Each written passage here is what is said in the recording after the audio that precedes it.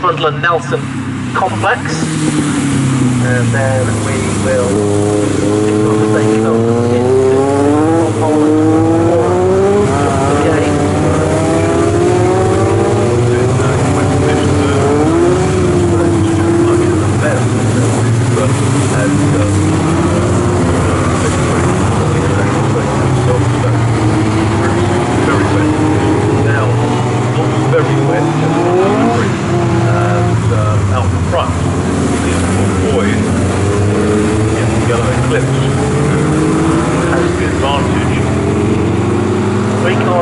Third place though, yeah, that's really busy, and the rest of the field charging through behind. But here is Paul Boyd.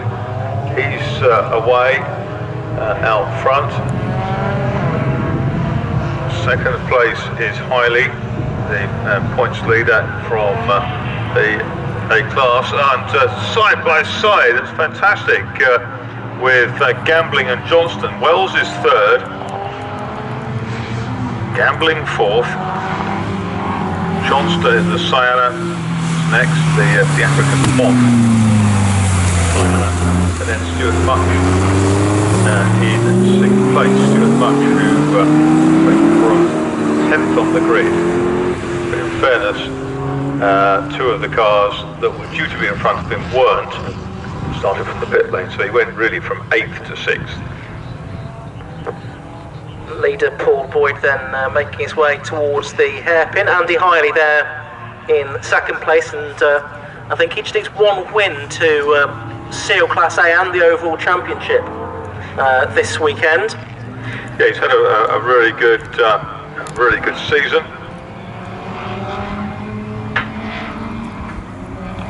Stuart Thompson's being caught rapidly by Chris Pike in Class B. And Chris Pike has won 7 of the 8 races that he's contested. Thompson's been in the running all year long.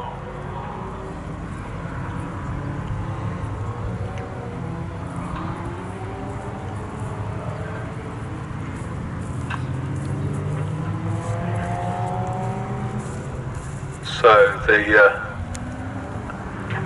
little gaggles of cars all the way down the field. The two that started really late will be chasing through. I dare say they will catch some of the tail enders within a couple more laps. So this race shows race 5 running as race 4, 30.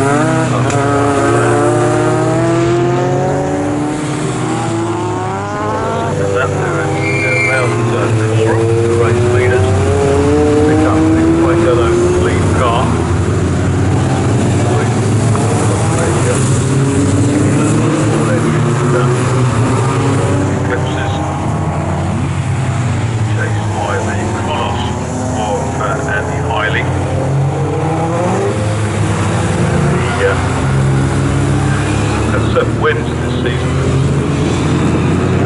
So while not desperately concerned about this one, what he wants to do is wrap the title up.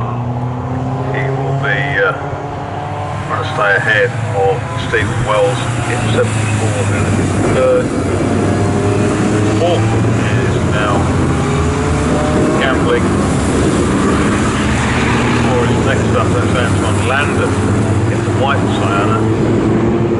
And Rob Johnston. Just looking at the Class B lead battle going into Rich's there, Marcus, because you've got Stuart Thompson leading, that's behind Stuart Much's mare, but he's only just ahead of Chris Pike, who you mentioned has won 7 times in the 8 races that he has done. But Thompson hasn't actually won a race as yet, or won a Class B race so far this season.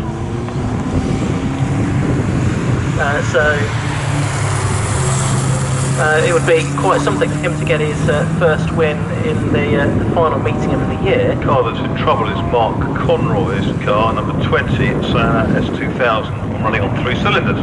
Yeah, he appeared in that for the first time at Alton a few years ago, and I don't think he finished either of the races there, so it's a car that we know has got potential, because Rob Johnston drives the sister car very quickly, but it seems to be struggling a little bit again here this weekend. Richard Falls, a very rapid driver. He's caught the back of the pack in that Dayglow coloured car. Richard Falls in the Procon Ballet Gold finished 4th in the Fiscar race at Castle Coombe last weekend, showing Robin Ellis's Lotus Elite, father of Alex Falls, a single-seater racer. Just looking at the Class B lead battle, they've now cleared Stuart Much in the MEV, and they are with Rob Johnston's Sienna now, the number 82 car that's in 6th place.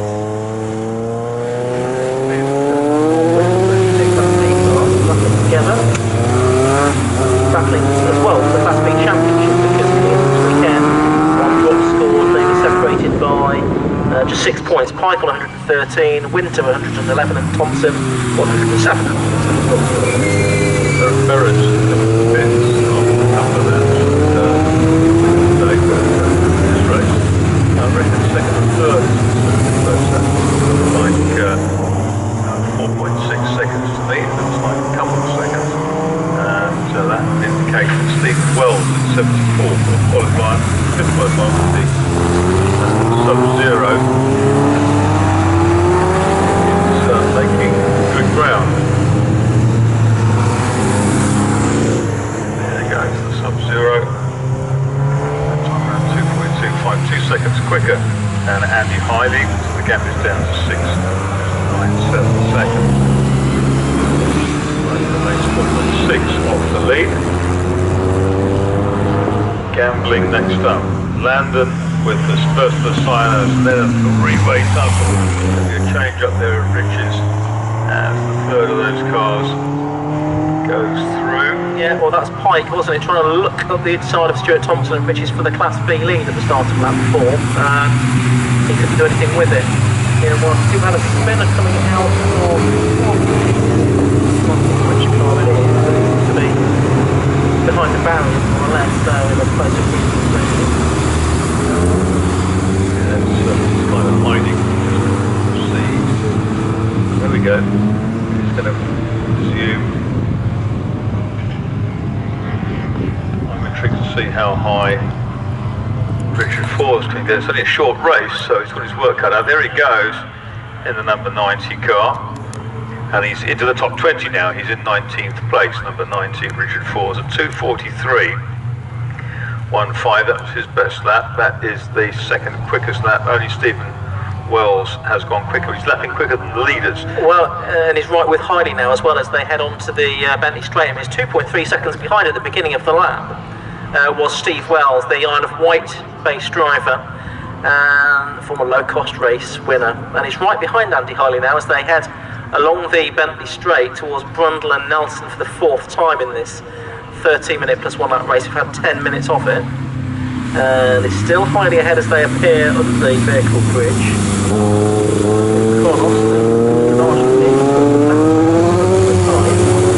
Getting much closer to those it doesn't matter to him where he finishes in this race, really does it? It's just a question of just getting some more points and finalising that championship. Yeah, I should think, I mean, he's ahead here of Martin Gambling, who is his rival for Class A. Rival, yeah. And so this should wrap up Class A, stays this way.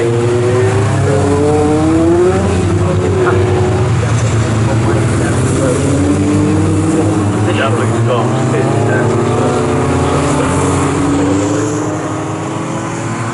That's right, yes. By the way, we've got the Master Low Costs as well, out within Class B, and it looks like Ben Powley, number 37.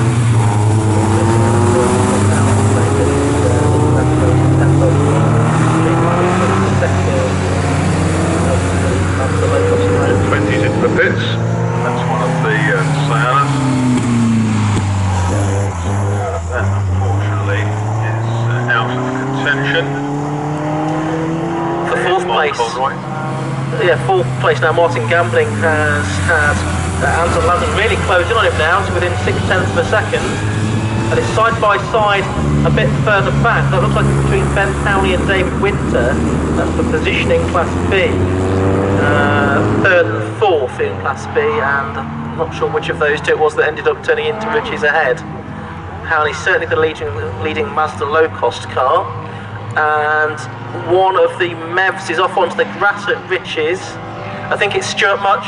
He dropped back on that lap with a lap of north of 3 minutes, and he, I think, is going into retirement. Stuart Much, the Class C leader, and racing with Silverstone when it was wet. It really was wet, that race. It was horrendous. He, in the most unlikely car in the field, came through and trounced all these sleek horse racers. I think tyres that he was able to run, not being part of the negative classification farm there. He did say that he had the best tyres for the occasion. Boyd's fastest lap, 2:43, 2:42 for Stephen Wells, and qualifying headed with a 2:40.03 of Darren Berry. So the circuit is coming back to the drivers, that's for sure. They're lapping ever quicker. Slowly over on down to number 56.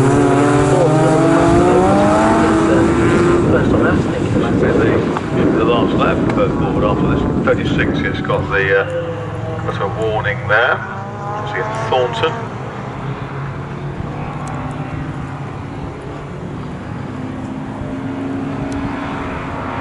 So we're coming through for the end of the 5th lap.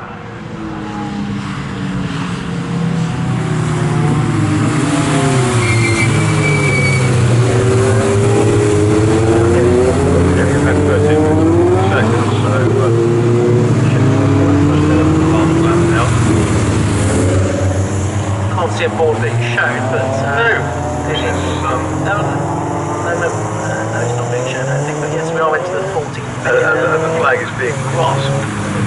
Last lap of the race then. Highly pulled out. 10 or so well done.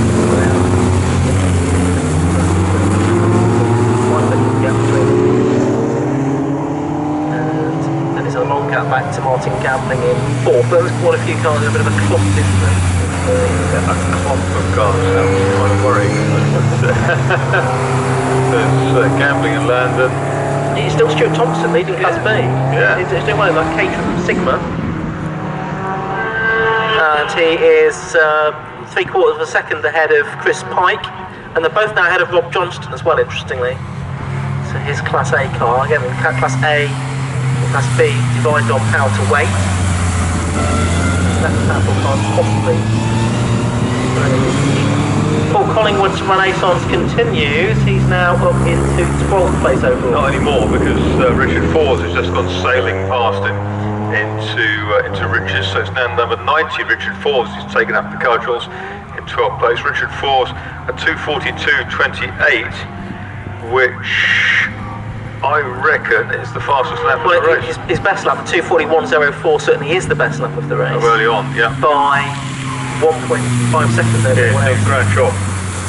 Grand job, I wonder if he and Darren Barris were both caught out by the timetable change, or they had flagged early in the week by the 750 Motor Club after the programmes had gone to press. Or whether they decided to do something clever and go for some different tyres. Or maybe Darren Barris was enjoying the Armed Forces hog roast at lunch. Possibly. Yeah, it could be that. So we're on the last lap now.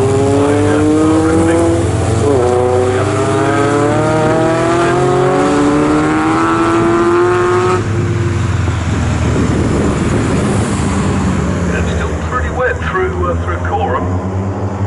It's very sky. Here's the leader, the yellow car.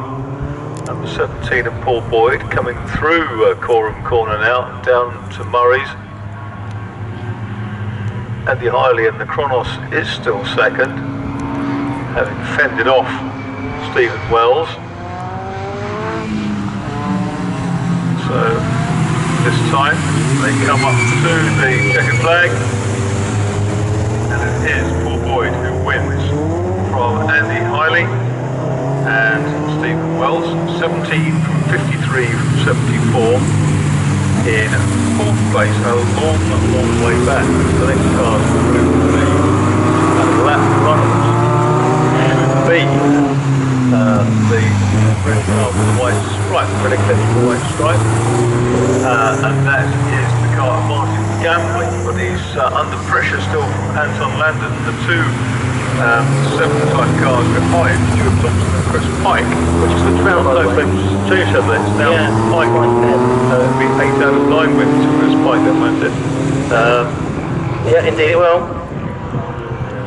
Gambling and Landon, then it is Pike and Thompson. And now those have come through, and we'll process the points into my spreadsheet. I think that is the championship, both Class A and the overall championship, wrapped up for Andy Hiley. So second place there, enough to confirm that. Puts his lead, makes his lead an unassailable unless he gets disqualified or something from the final race and has to carry a 0 score, but that's unlikely. So I think Hiley, who was a pit car champion in the previous guise of this championship, long time back, is now Sports Specials champion as well. One of the Mevs has just arrived home. Winter and Powney 35 and 37 had a good scrap.